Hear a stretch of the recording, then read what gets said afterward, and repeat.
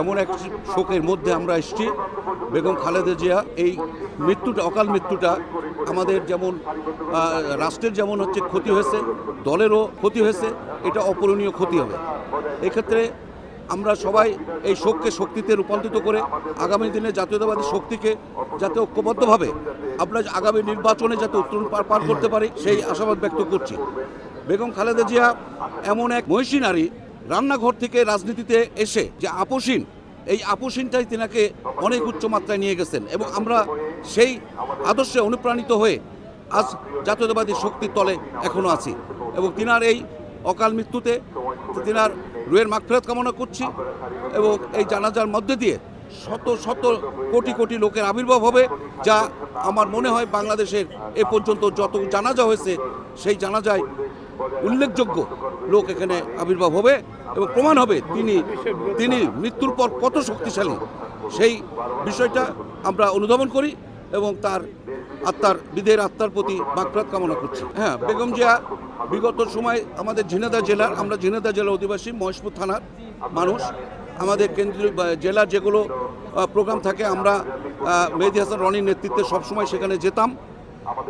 আমার খুব ভালো মনে আছে বিগত নির্বাচনের সময় যখন রোড মার্চ হচ্ছিল, রোড মার্চের সময় ওনাকে আমরা কাছ থেকে দেখতে পেয়েছি।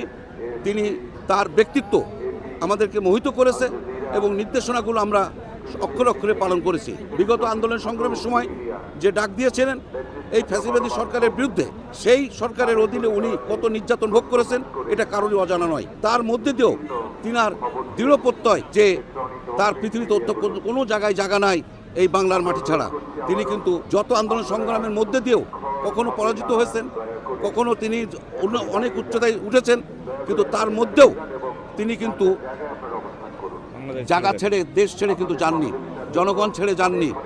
তো এইটাই হচ্ছে তার বড় ক্যারিসমাটিক, যে কারণে তিনার উত্তর কিছু বলার আর নতুন কিছু নাই। উনের আমরা খুব বিমর্ষ এবং এই মৃত্যুটা হঠাৎ করে শোনার পরে আমরা সবাই কিন্তু মূর্ছা গিয়েছি। তো তারপরেও শক্তি দিয়ে আসছি জানাজা অংশগ্রহণ করার জন্য। তিনার প্রতি দোয়া রাখি যেন আল্লাহ তাআলা, মহান আল্লাহ তাআলা সর্বোচ্চ আসনটি তিনাকে যেন ওখানে দেন।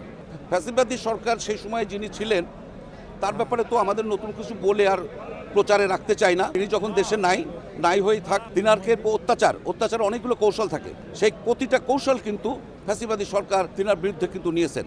একটি মিথ্যা মামলা, যে মামলায় তিনার জেল তো হওয়া দূরের কথা, খালাস হওয়ার কথা, সেই মামলায় উচ্চ আদালতে প্রতিকারের জন্য আবেদন করার পরও সেখানে আবার তার রায় আরও বৃদ্ধি পায়, জেল বৃদ্ধি পায়। এটা নজিরবিহীন।